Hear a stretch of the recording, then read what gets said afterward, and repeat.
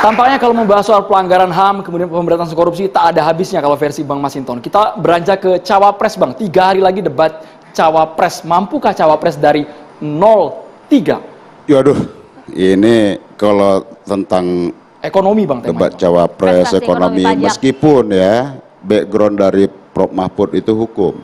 Tetapi dengan pengalaman beliau di pemerintahan, kemudian di DPR, dan juga di lembaga yudikatif, jadi ya ide tentang ekonomi, pemerintahan, pembangunan dan lain-lain itu udah biasa. Nah jadi kalau kita lihat ya, ini kan pertarungan kontestasi ide, maka munculkanlah ide tadi. Nah tentu dengan rekam jejak tadi ya. Nah besok itu tentu yang menjadi concern Prof. Mahfud adalah tentang bagaimana tentang ketersediaan anggaran. Karena di mengelola republik ini bagaimana kita memastikan seluruh program-program untuk rakyat, untuk pembangunan itu bisa melalui ketersediaan anggaran. Ketersediaan anggaran ini ya baik dari sisi penerimaan negara yang harus dioptimalkan terus. Nah maka pemberantasan korupsi itu menjadi agenda utama. Kemudian digitalisasi birokrasi itu akan menjadi bagian dari program dari Pak Ganjar dan Pak Mahfud. Nah tentu besok itu kita harapkan kontestasinya itu benar-benar bisa mengeksplorasi gagasan. Dan maaf nanti Pak Aceh, jangan ada yang merasa diserang atau apa. Keluarkanlah bakat itu semua.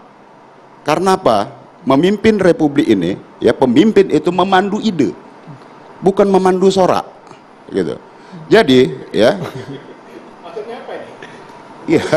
Memandu sorak, Bang. Nggak ada yang mandu sorak, Bang, di venue debat, Bang. Lah kemarin kan ada debat capres, ada mandu sorak itu. Maka yang dibutuhkan yang mana, republik ini ya adalah pemimpin yang memandu ide, bukan memandu sorak.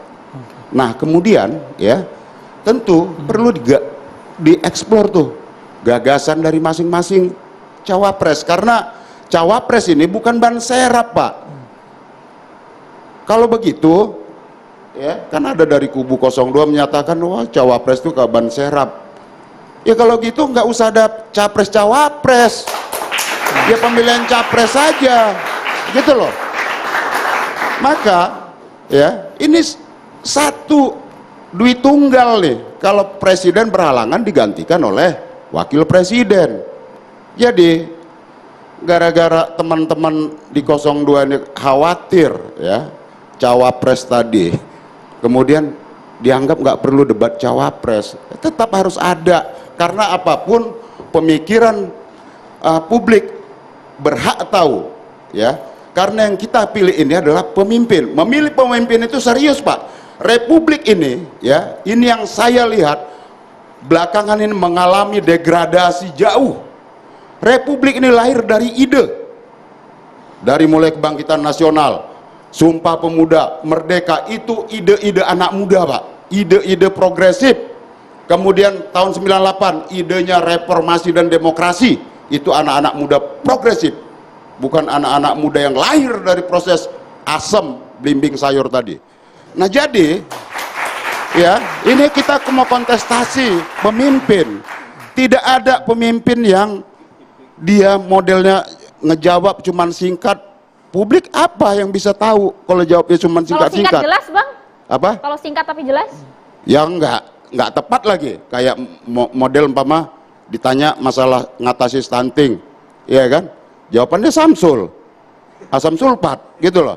Ini kan kita bukan mau memilih pemimpin di level blimbing Samsul, kita mau memilih pemimpin yang punya karakter kuat, memilih pemimpin yang punya ide dan visi terhadap pembangunan Indonesia ini ke depan, bukan anak-anak yang model ide-ide instan gitu loh. Kalau singkat-singkat itu kan ide-ide instan, asam lagi isinya. Cawapres hanya sebatas ban serep semata.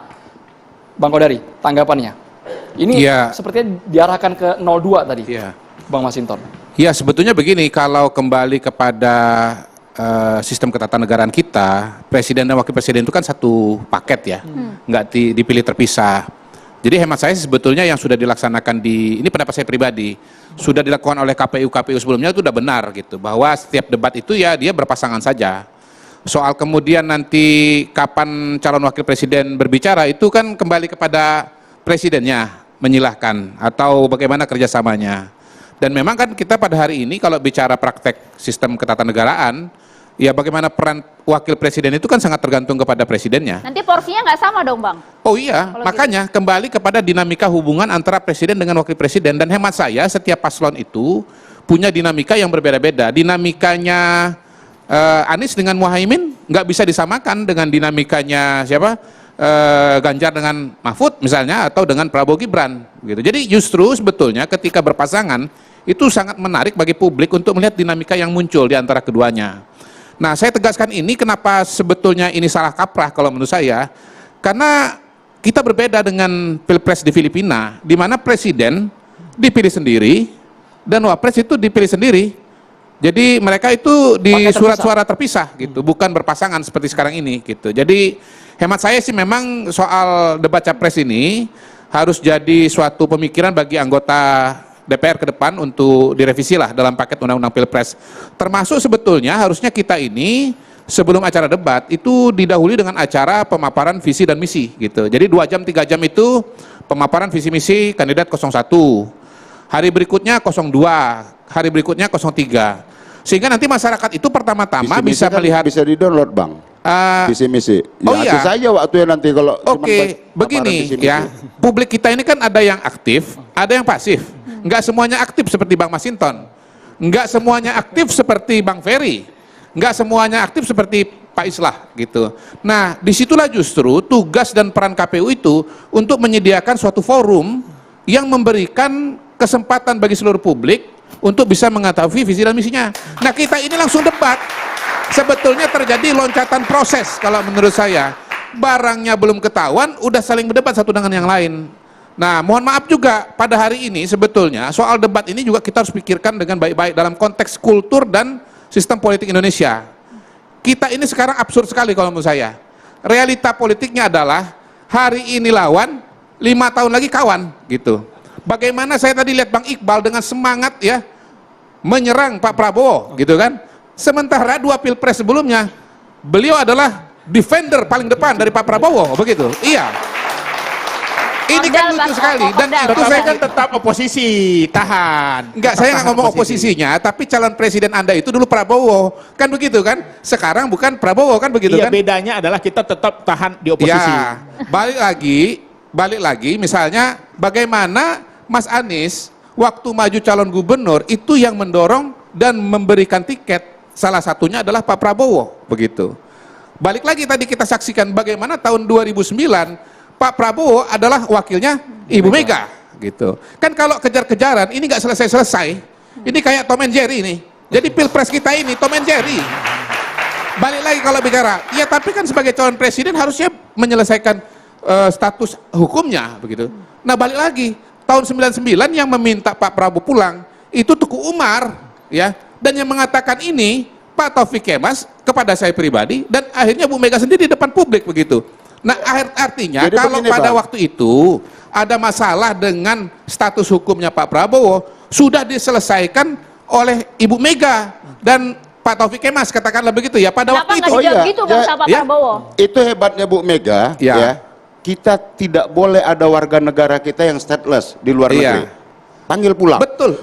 Bahwa itu adalah persoalan Sepakat. ininya Sepakat. kemanusiaannya. Sepakat. Yang Bahwa salah- kemudian ditagi orang persoalan Iya. negara belum Iya. menghadirkan pengadilan HAM ad hoc Iya. terhadap kasus-kasus penculikan Iya. penghilangan paksa terhadap aktivis pro demokrasi pada saat Betul. itu hal yang berbeda, Abang. Baik, gitu loh. itu sepakat sekali. Cuman saya begini ya, kita ini ngomong debat kandidat calon presiden, bukan catatan demokrasi TV One, gitu loh. Iya, kalau catatan demokrasi TV One ya, berdebat antara Masinton dengan Kodari, antara Kodari dengan Isra Bahrawi, itu nggak apa-apa karena ini judulnya talk show, begitu. Tetapi jangan sampai pemilihan presiden kita itu jadi kategorinya talk show. Mohon maaf dengan segala hormat, itu forum kenegaraan. Forum kenegaraan, tolong dipikirkan realita di lapangan kita ini pada faktanya sampai hari ini menurut saya ini nggak lebih daripada catatan demokrasi yang diselenggarakan oleh KPU. Udah itu saja. Bang Ferry,